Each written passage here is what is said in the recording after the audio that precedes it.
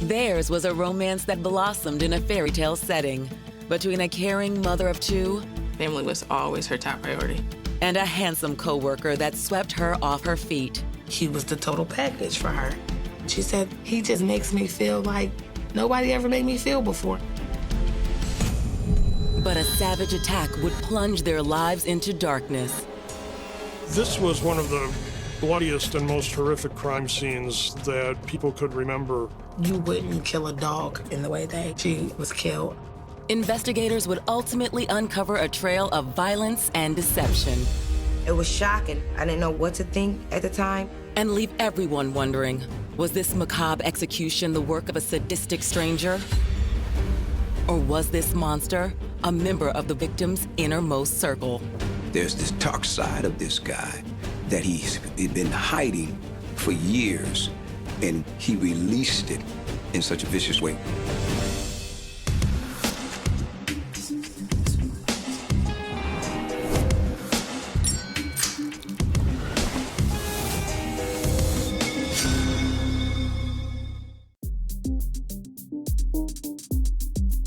Saturday, January 17th, 2009, Niagara Falls, New York.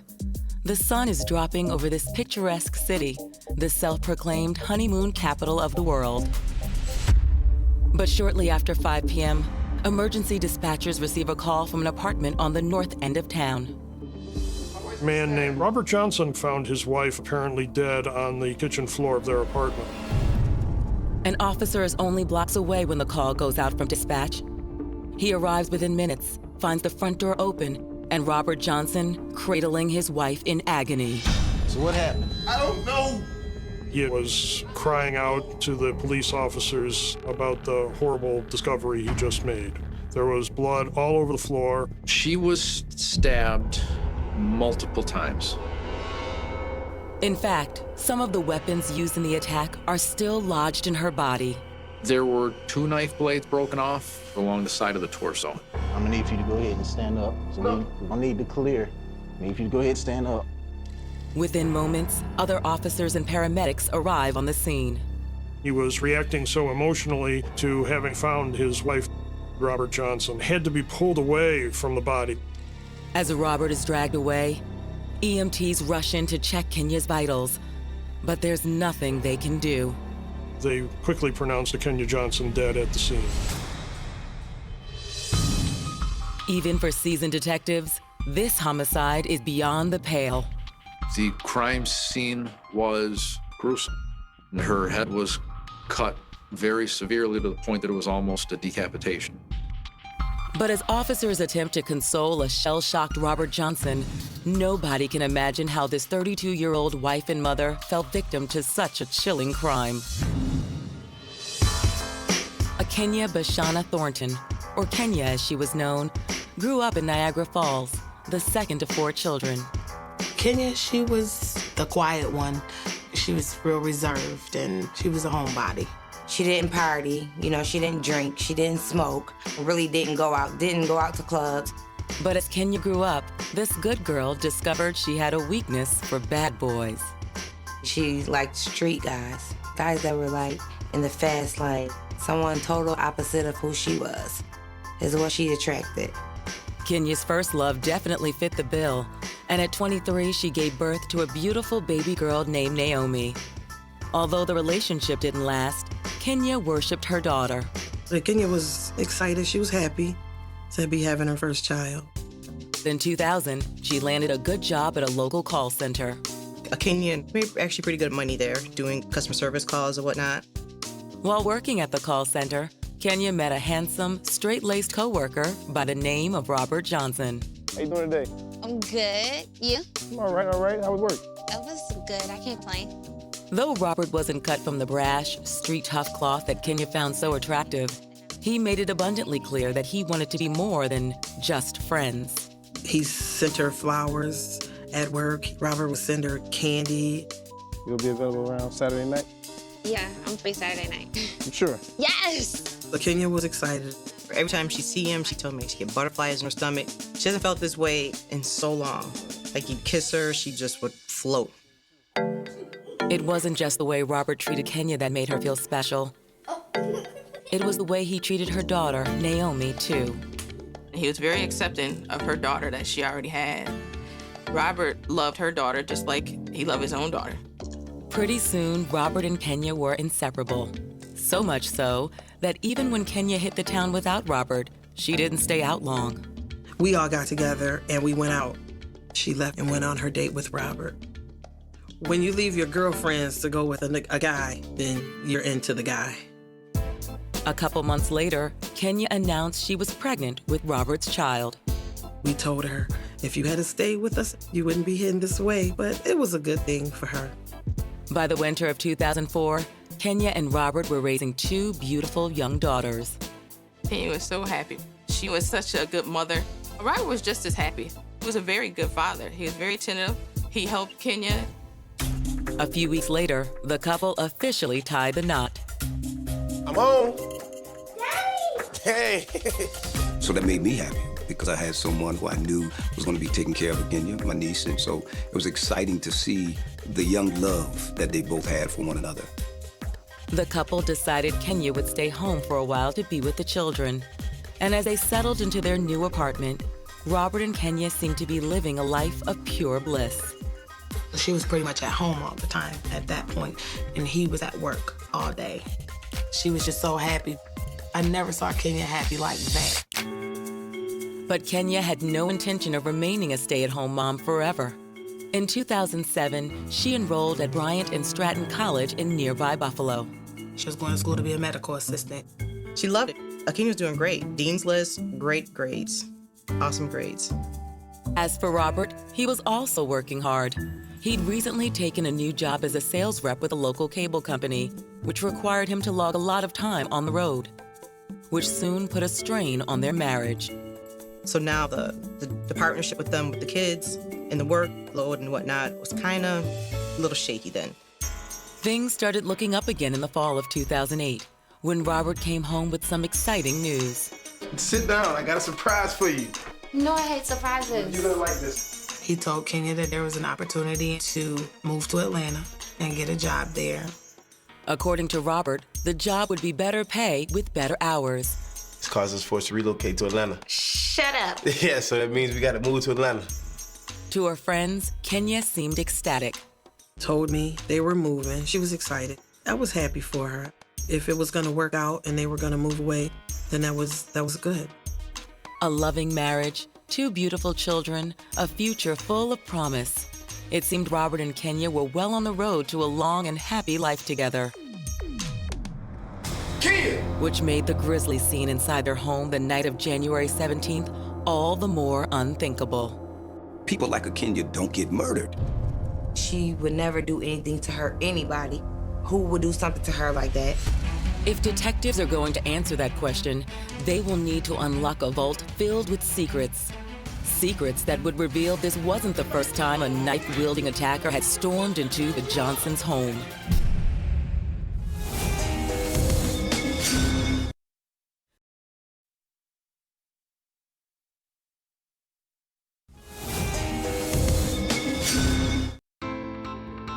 Robert and Kenya Johnson began as co-workers and ended up as husband and wife. With 2 beautiful children and blossoming careers, their life seemed complete. She told me, Robert, he just makes me feel like nobody ever made me feel before. And I'm like, I'm so happy for you. You finally found happiness. But on January 17th, 2009, that happiness was torn asunder when Robert came home to find Kenya dead on the kitchen floor, her body riddled with stab wounds. It was shocking. It was like unbelievable. As first responders attempt to console a seemingly devastated Robert, investigators try to piece together what happened. They counted 49 stab wounds in the body. Her throat had been cut basically from ear to ear.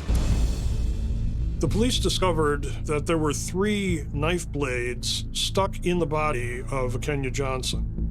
And these knife blades had the handles broken off them, and broken knife handles were found at the scene. As CSIs collect the knives and other physical evidence, news of this horrible tragedy spreads to the family. It was devastating. I've never experienced that type of feeling or emotion that I experienced that day. it was still like, this is not true. Somebody's gonna call us back and tell us that this is a terrible joke. I'm trying to think who in the world would do something like this to this person. It's the same question police are asking. They start by questioning the man who called 911, Kenya's beloved husband. My name is Robert Johnson. Robert, what happened today? Went to the barber shop. He explains that the couple was at home most of the day, preparing for a party to celebrate their big move to Atlanta. The whole family going to Atlanta, everybody? Yes. But according to Robert, the couple's daughters had a birthday party to attend as well. I went to pick up the girls to bring them to the party because Kenya still had some running around to do before the party. Robert says once the party preparation was over, he walked to the corner barbershop to get his hair cut. He returned an hour later, and that's when he found Kenya and called 911. To detectives, Robert seems to be telling the truth, and his story checks out with both Kenya's friends and the employees at the corner barbershop. There was a very solid alibi. The barber said that he cut Robert's hair, nothing of note about Robert. I felt bad for him. I thought this poor guy came in and found his wife dead on the floor. With Robert eliminated as a suspect, detectives wonder what happened in that fateful hour Kenya was home alone. One possibility is that Kenya was somehow the victim of a robbery gone wrong. You notice anything missing in the house? I don't know. I didn't get a chance to look. Police checked the apartment to see if there was any evidence of a burglary. They found there was no sign of forced entry and nothing appeared to be missing or out of place. The lack of stolen goods suggests robbery might not be the motive. The same goes for the vicious nature of the attack itself. This was one of the bloodiest and most horrific crime scenes that people could remember. It was extremely violent because of the nature of the attack. It seems unusual that some stranger would walk in and just stab someone multiple times. If the murder is personal, who's responsible? Shocked neighbors describe the Johnsons as a nice, quiet couple beloved by all. What's more, no one reports seeing or hearing anything suspicious that day. With the investigation going nowhere, detectives again turn to Robert in hopes he can identify someone who might want Kenya dead. They decided to take him down to police headquarters where it would be quieter. Once down at the station, investigators noticed something they'd overlooked earlier that afternoon at the scene. What's up with the blood on your shirt? It's from holding Kenya. It's from holding Kenya. They noticed that there was blood on his clothing. But it's not the only blood they see. There were some small cuts on Robert Johnson's right hand. And on your hands? This happened when I punched the rail and the police came. This officer's gonna tell you what he needs to do, all right? Sure. Investigators ask him if he'd allow CSIs to take some samples for blood and DNA testing. Robert gladly agrees. As he's removing his clothes, investigators note even more blood. A crime scene investigation officer noticed a spot of blood in the center of Robert's chest. Robert gives police his consent to collect a sample of the blood. Detectives send the sample and Robert's bloody clothes to the crime lab for analysis. Robert also volunteers to give police his and Kenya's cell phones. He was cooperative with them the entire time he was there. But in order to determine who might want Kenya dead, detectives have to ask some difficult and deeply personal questions. Now, Robert, neither one of y'all were having an affair. No. Robert describes a happy, healthy, and faithful marriage. Well, help me out. Tell me who done this. And that's when Robert gives police their first break. I kind of got an idea.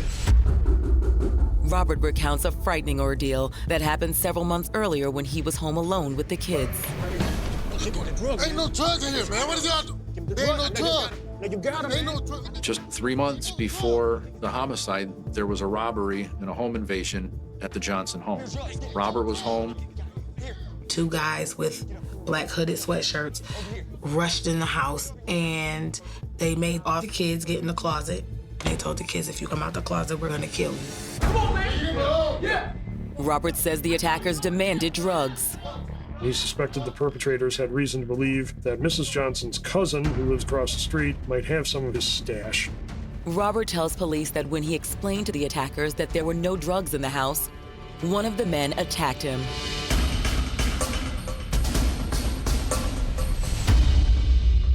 And though his injuries weren't fatal, they did leave scars. There were scratches on his back because the intruders had knives. Not only are the knives Robert described similar to the ones used in the attack on Kenya, a police report verifies his account of the assault. Unfortunately, no arrests were ever made. That crime kind of went by the wayside and went unsolved. Is it possible that Robert's assailants had returned in search of drugs again? Someone may have been storing drugs in the house, and that may have been what the intruders were looking for. I'll give you my card. If you have any questions, you give us a call, okay? No matter how small you think it might be, all right? They questioned him there for 3 hours before letting him go. It seemed like they were considering him to be a shocked husband who had discovered a horrible crime had been committed against his wife. But as detectives begin hunting down these mysterious home invaders, evidence will surface that steers them in a different direction and exposes the details of a forbidden relationship, one so tawdry, nobody in the Johnsons' inner circle could have ever seen coming. Shocking. Still disbelief to this day. Still can't believe what happened.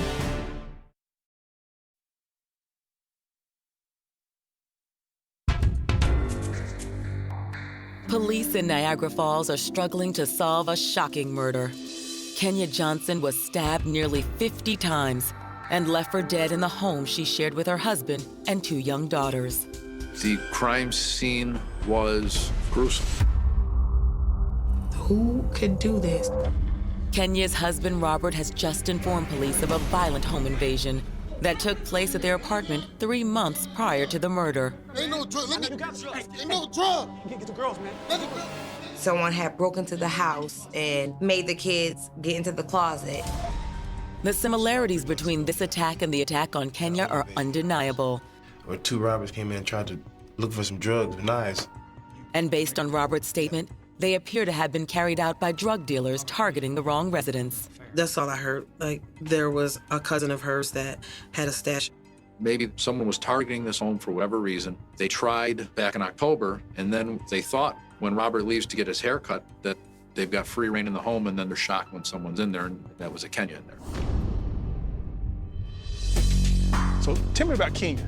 Looking for answers, police track down Kenya's cousin and question him about his involvement with drugs. He denies the allegations and claims to have no knowledge of the identity of the assailants. Any of that stuff going on in the neighborhood? Not to my knowledge. I mean, I'm hearing every day, and, I don't see anything out of the ordinary. As for any potential involvement in drugs on Kenya's part, friends and family are skeptical. To think that this could have been done to her by a drug dealer, it just didn't match. Kenya didn't have those kinds of enemies. She was not ever involved in a lifestyle of drugs. Investigators are having a hard time connecting the dots. But if drug dealers aren't to blame, who is?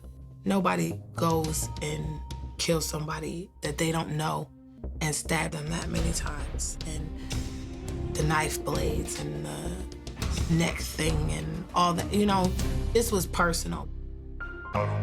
Detectives dig deeper into Kenya's personal life, hoping to find something, anything that will help unravel this mystery. They reach out to Kenya's older sister, Africa. She knew Kenya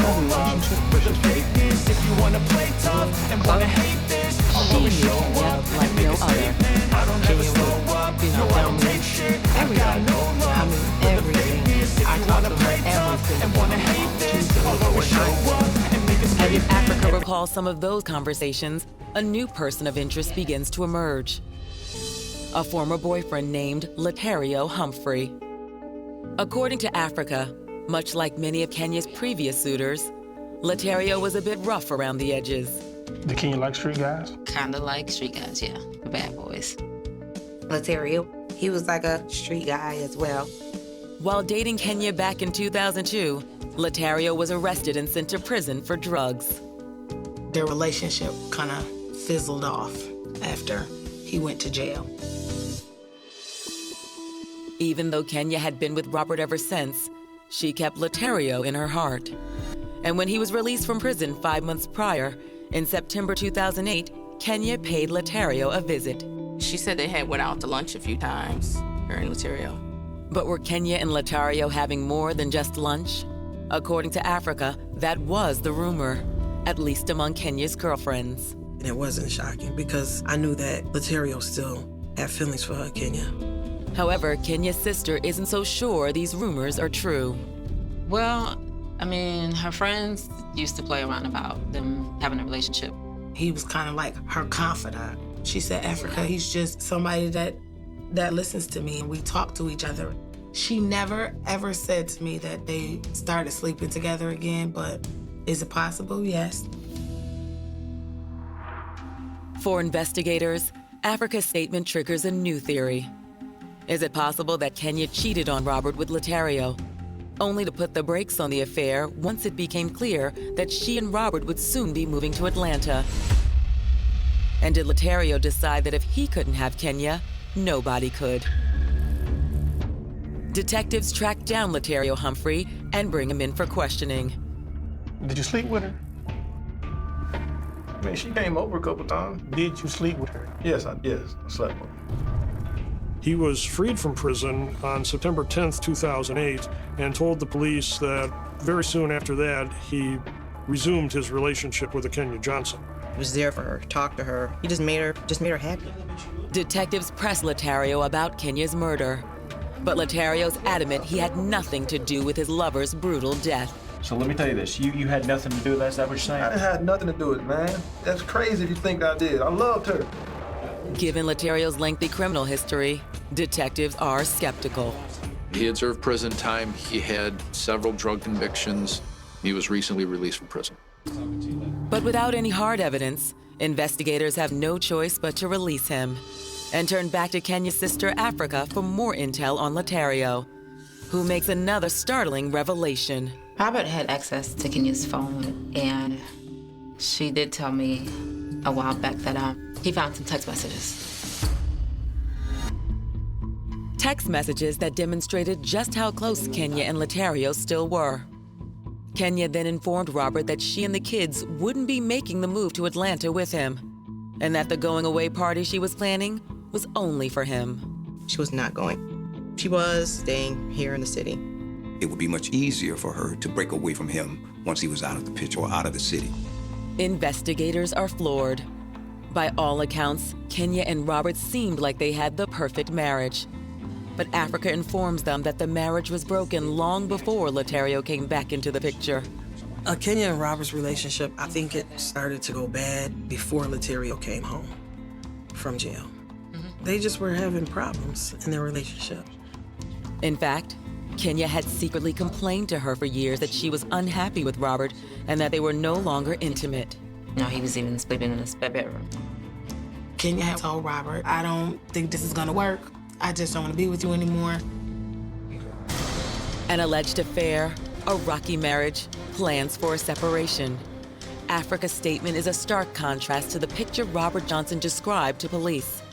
Investigators can't help but wonder what other information is Robert Johnson hiding. But in an effort to learn the whole truth, detectives will unearth more lies and make another shocking discovery. Kenya wasn't the only one hiding a secret love affair. We didn't know who she was, we didn't know anything about her. We just knew that it was another woman.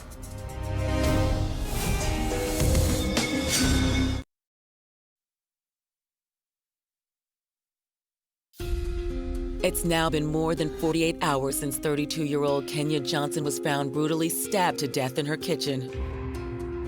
On the surface, it seems Kenya and her husband Robert were the perfect couple.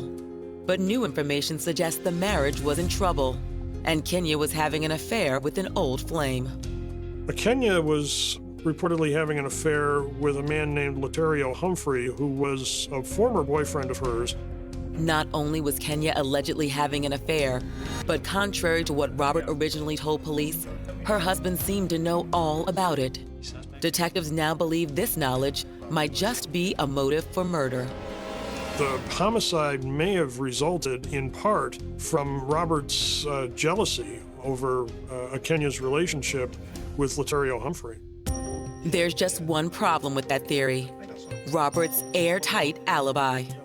There was a barber shop near the Jordan Gardens apartment, and the barber, Fred Gilmer, said that Robert Johnson arrived in his barber shop to get his hair cut. We need to find up this number, this 555-1969. It shows up a lot on his records. Detectives decide to take a look at Robert's cell phone, which he gave police on the night of the murder. You want to get the phone? At first, nothing seems out of the ordinary. But as investigators pour through the records, something jumps out. On the morning of the murder, Robert was communicating with somebody listed as my wifey. But it wasn't Kenya's number. Robert was having contact via text message and phone call with the other woman. I was like really shocked, like, oh my God. Who was this woman, and why was Robert referring to her as his wifey? A search of records indicates the phone number belongs to a woman named Lakeisha Davis. And when detectives learn Lakeisha is working at a fast food restaurant in nearby Buffalo. Lakeisha? Hey, what if I can talk to you for just a minute? I'm Investigator Davis, Investigator Clemens. Have a seat right over here. Good. They decide to drop in for a surprise visit. Detectives ask Lakeisha how she knows Robert. What she tells them is jaw-dropping. Do you know Robert Johnson? Of course, he's my fiancé. We found out that Robert had a whole fiance. He was engaged to somebody else. He brought her a ring and everything. We found out Robert was, I guess, seeing another girl. I was shocked. I thought they loved each other, that Kenya and Robert had a loving relationship. While it's certainly shocking, news of Robert's engagement to Lakeisha Davis seems to undermine the theory that Robert murdered Kenya in a fit of jealousy. If you find out your spouse is having an affair, but you're having one also, I think that cuts against any rage motive. But what about Robert's new fiancée, Lakeisha Davis? Could she have found out about Kenya and murdered her in order to get rid of the competition? You see love turn into murder. The people who do this have a very unusual way of showing love. They try to get the person all to themselves. They don't want to share them with anybody else, and things turn violent very easily. But Lakeisha Davis has an airtight alibi as well. Where were you on Saturday, the 17th? Saturday the 17th. Actually, I was here working because I work the weekends. And not long after confirming Lakeisha's alibi, police receive a forensic report from their CSI team. The police officers found blood in a number of different locations in the apartment. One of them was on the wall of a staircase. In addition to the staircase, CSIs have also discovered additional blood evidence in a downstairs washroom. What they found was when they tested for DNA inside the sink trap in the wash basin, they found a Kenya Johnson's DNA. The CSI team also recovered one more murder weapon. They found another bloody knife that was bent inside a kitchen drawer of the apartment. The additional murder weapon and the new blood evidence in the sink suggests someone tried to clean up the crime scene. But the most critical evidence from the CSI report is the DNA test from the blood sample taken from Robert's chest. And it matched to Kenya's blood. Robert initially told police that it was his blood from a scrape he sustained moving furniture. If he was innocent of Kenya's murder, why would he lie? To answer that question, detectives bring Robert in for another interview. Tell me the truth. What happened to Kenya? What you mean tell you the truth? I've been telling you the truth. They said they wanted to ask him some more questions, and in the course of a 2-hour interview, they ended up basically accusing him of killing his wife. It's on you. We got her DNA off you. Robert sticks to his original story, that he was at the barbershop at the time of the crime. Though there are eyewitness accounts corroborating that statement, detectives know physical evidence doesn't lie. They begin grilling Robert about the knife CSIs have recovered from the drawer. Why would the killer put the knife in the drawer? I don't know. They wanted to know why a burglar, if that's who killed Kenya Johnson, would put the murder weapon back in a drawer. Johnson replied, I don't know. A dumb one? Enough of this. Robert Johnson, you're under arrest for the murder of Kenya Johnson. Stand up. It's not the answer investigators are looking for. So on February 17th, nearly a month after investigators encountered a tearful Robert Johnson, cradling the blood-soaked body of his slain wife, he is officially charged with murder. Kenya's friends and family are blown away. Everything is running through my head. Everything is like, why? How come? Why would Robert, why would he do this to her? I'm shocked. It was a disturbing, confusing time. He's still the husband of my niece. And in that moment, you want to believe that there's no way he could have done this. But as the tawdry details of this case emerge, the blood evidence, the affairs, that shock turns to rage. I'm literally thinking about her, Kenya, in that moment, and saying to myself, it's gonna be okay. Justice, we're going to get justice for you. But getting justice for Kenya won't be easy. And when the case goes to trial, the defense will play a trump card that will rock the courtroom and beg the question, is the wrong man on trial for Kenya Johnson's murder?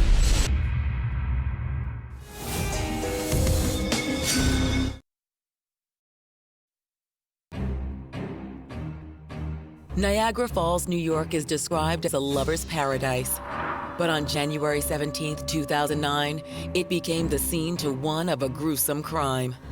Kenya Johnson, wife and mother of 2 beautiful daughters, was stabbed 49 times and nearly decapitated in the kitchen of her apartment. It was shocking.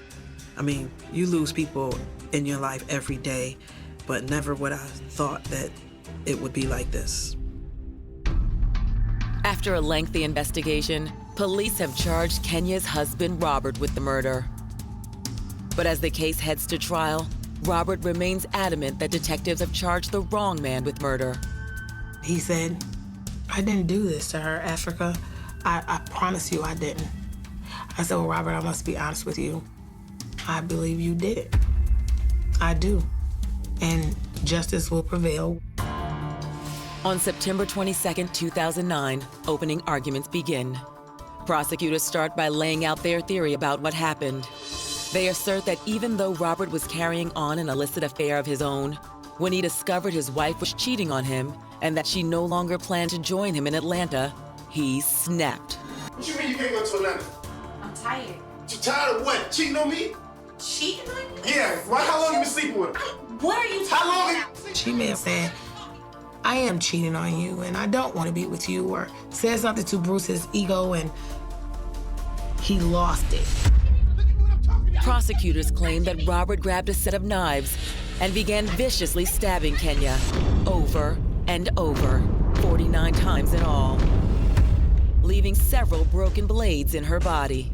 There's a lot of jealousy, a lot of rage. Robert Johnson wanted, in effect, revenge for his wife cheating on him and for, in his opinion, not really loving him all these years. According to prosecutors, once Robert realized Kenya was dead, he headed to the basement and attempted to wash away the blood. While doing so, Robert realized he needed an alibi, so he changed clothes and made a mad dash to the corner barbershop. It's crazy. You can't possibly be in your right mind to murder someone, clean yourself up, leave the house, leave the person there, and go get a haircut. After his haircut, Robert returned home, called 911, and then cradled his wife's body in his arms until police and EMTs arrived. Prosecutor Lisa Berry told the jury he had to come up with an alibi, and he had to come up with one in a hurry. I believe wholeheartedly that he's done this. It was clear to us more then, as she laid it out to us, exactly kind of what took place. When it's his turn, Robert's defense attorney, Michael McNellis, argues that the real guilty party is the Niagara Falls police, who in their rush to judgment arrested an innocent man. The police honed in on Robert Johnson right off the bat and never looked anywhere else. McNellis also argues that Robert's barbershop alibi is indeed airtight, and that his client never had the opportunity to kill his wife. As proof, they offer the testimony of the barber, Fred Gilmer. Gilmer said that Johnson arrived in his barbershop and waited 15 minutes and then had about 20 minutes in the chair for the haircut. The mathematics of the time doesn't comport with Robert being the killer. Prosecutors counter by asserting the walk from the Johnson residence to the barbershop doesn't take nearly as long as the defense suggests. The barbershop is only 2 or 3 blocks from the apartment where the Johnsons lived. But according to prosecutors, more important than a timeline is the fact that Kenya's blood and DNA was found on Robert's clothes and body, as well as in the basement sink. By the time all the evidence came out, there was no way. Everyone believed that he did it. Defense attorney McNellis counters that the DNA on Robert's chest and clothes were transferred when he was tearfully cradling his wife's blood-soaked body. He also provides a possible explanation for the evidence found in the downstairs sink basin. There was the washing machine that was washing right into that sink basin. So as people's clothes are washed, there's traces of DNA that can spill into that sink trap. That's when defense attorney McNellis drops a forensic bombshell and introduces evidence he feels proves his client's innocence: the socks Robert was wearing the day of the crime. Among the items of clothing the police took from Robert Johnson was his socks. Those socks were later tested for DNA, and they found a Kenya Johnson's DNA and Robert Johnson's DNA, and the DNA of a third person whom they were unable to identify. There is a third DNA profile that, to me, was picked up when Robert's walking through the blood. McNellis contends that the unknown DNA belongs to the real killer, one of the intruders who first attacked Robert months earlier. It's an argument that seems to plant the seed of reasonable doubt. They did try to paint the picture there could have been a third person there. You want to give everybody the benefit of a doubt. On October 5th, 2009, both sides rest their case. 3 hours later, the jury announces they've reached a verdict. Robert had no emotion. He just sat there.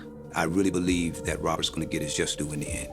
The 4 men and 8 women find Robert Johnson guilty of first-degree murder. It was like this sigh of relief came over me. He's gonna go to jail now. He's gonna get, what he deserves. We may not ever have a Kenya with us again, but at least we have justice for her murder. The judge gives Robert a sentence of 25 years to life. But before Kenya's family can feel even an ounce of victory, the case is rocked by another bombshell. One that suggests the guilty verdict just handed down is far from a sure thing.